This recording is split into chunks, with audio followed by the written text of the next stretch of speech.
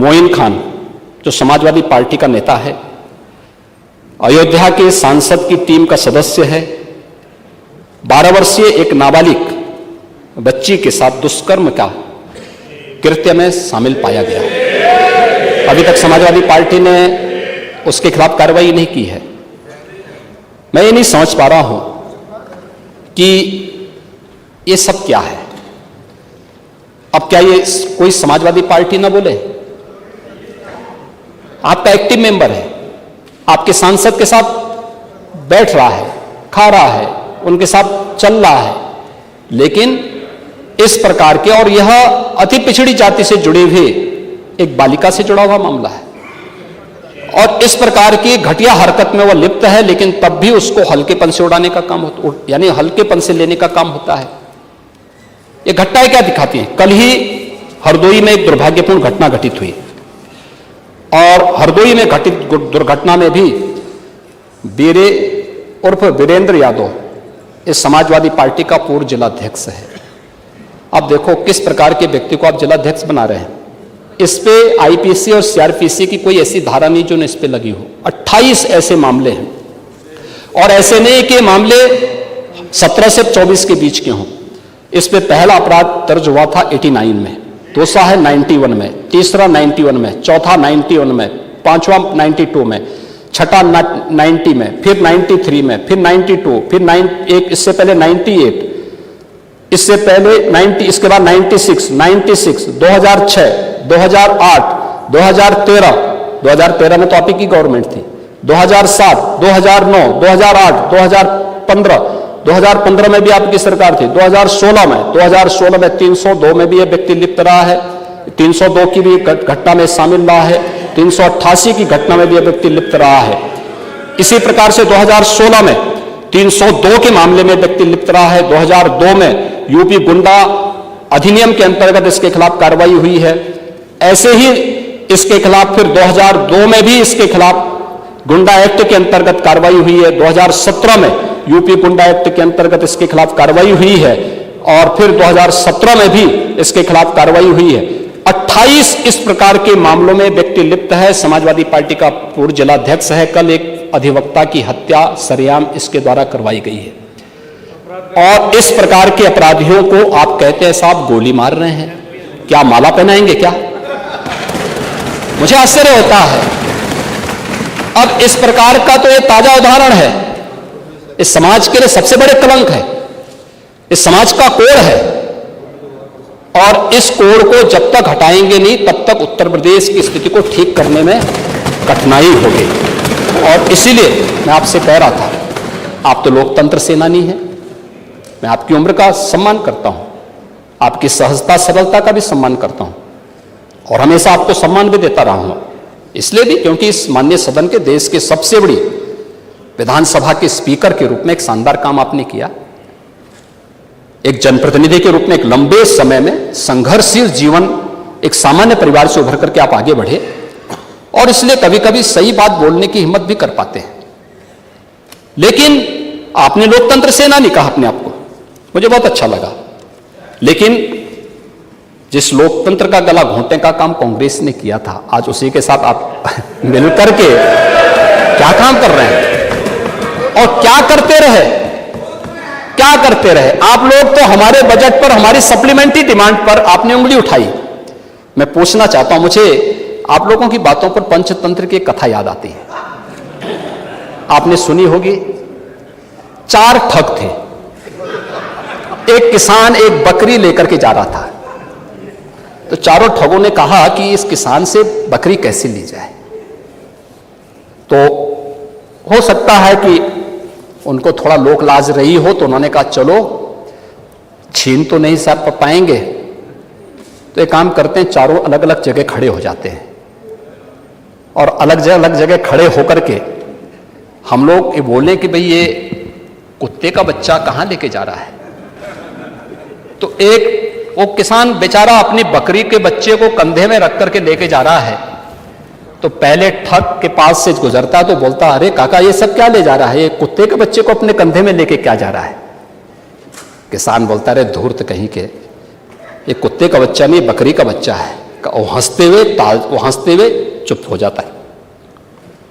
आगे अगले चौराहे पे जाता, दूसरा ठग, अरे काका ये तो कुत्ते का बच्चा आप कहां लेके जा रहे हैं? वो बोलता है, उसको भी डांटता है, अरे पागल हो गए क्या? अरे कुत्ते का बच्चा नहीं, बकरी का बच्चा है।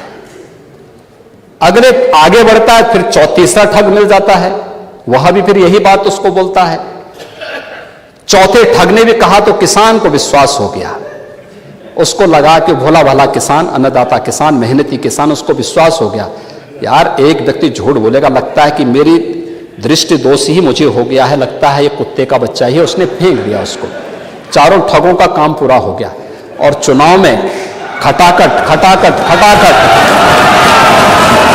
1 लाख का बॉन्ड, 1 लाख का बॉन्ड कहां गया? अब कहां गया 1 लाख का बॉन्ड? 1 लाख का बॉन्ड। और मैं इसीलिए कह रहा हूं, शिवपाल जी भाग गए यहां से, लेकिन मैं कह सकता हूं खटाखट नहीं, 27 में सपाचट के लिए तैयारी रही। 27 में सपाचट 1 लाख बॉन्ड के लिए हम लोग भी मांगेंगे हिसाब। 1 लाख का बॉन्ड कहां गया? और मैं तो आप सबसे कहूंगा, एक बार जाइए जनता जनार्दन के सामने, पूछिए उनको कि भाई 1 लाख का हिसाब मांगे इन लोगों से, पैसा गया कहां? कौन खा गया? खाने वाले लोग कौन है 1 लाख का? दूसरा संविधान का गला घोंटने वाले लोग कौन थे? और कहते हैं कि मोदी जी तीसरी बार आएंगे तो संविधान समाप्त कर देंगे। मोदी जी तो 10 वर्षों से हैं। बाबा साहब भीमराव अंबेडकर जी का जितना सम्मान मोदी जी ने किया, पंच तीर्थों का निर्माण किया, बाबा साहब भीमराव अंबेडकर के जन्म स्थल मऊ मध्य प्रदेश में भव्य स्मारक का निर्माण किया।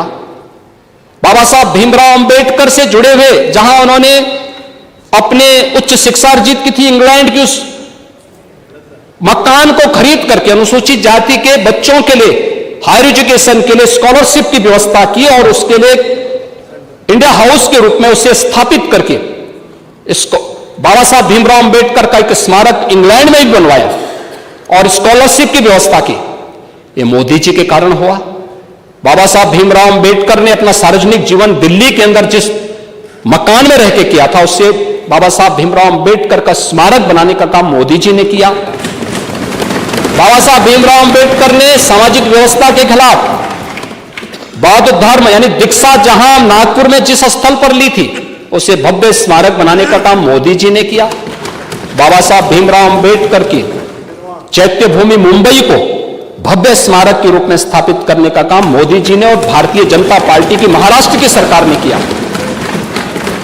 मोदी जी को आप यहां पे मोदी जी के बारे में गलत सूचनाएं देते रहे और बाबा साहब भीमराव अंबेडकर को हराने वाली कांग्रेस आज जनता को गुमराह करने में सफल हो गई है। वही पंचतंत्र की कथा मुझे याद आ गई। आरक्षण समाप्त कर देंगे। आरक्षण, मैंने तो आपके सामने एक झलक प्रस्तुत की। आपके समय ओबीसी के जितने छात्रों की, समाजवादी पार्टी के समय जितने भी नियुक्तियां हुई हैं, 27% भी उसमें आरक्षण नहीं मिला है। 27% भी, किसी भी नौकरी को आप उठा करके देख लीजिए, मैं दावे के साथ कहता हूं 27% भी ओबीसी के छात्रों को नौकरी नहीं मिली। पिक एंड चूज होता था। क्या ये सच नहीं? आज जिस तहसीलों की आप बात कर रहे हैं, यहां पर भतीजा और चाचा की एंड कंपनी वसूली के निकली थी और लेखपालों की तैनाती उस आधार पर हुई थी। आज तो नहीं है। आज तो हमने 5500 लेखपालों की तैनाती दी है। एक भी जगह कोई उंगली नहीं उठा सकता, कोई नहीं उठा सकता। जब ये नौजवान जाएंगे, एक ट्रांसपेरेंसी आएगी। आप अंत में बोल देना, पढ़िए, आप उसके बाद बोल लें। हाँ, अब बोलेगा, मैं आपकी बात को सुनूंगा। लेकिन मैं केवल बोलना चाहता हूं कि आप लोग ये पंचतंत्र की कथा को क्यों दोहराने का काम कर रहे हैं? कभी फिर से पूरी नहीं होने वाली है। याद रखना, हमारी सरकार में मैंने लोक सेवा आयोग के आंकड़े आपको दिए हैं और मैं फिर दावा ठोक करके बोलता हूं, 27% नहीं, हमारी सरकार में जो तैनाती हुई, नियुक्तियां हुई हैं, किसी भी पद पर हुई हैं, SC, ST, OBC कि अगर आप नियुक्तियों की बात करते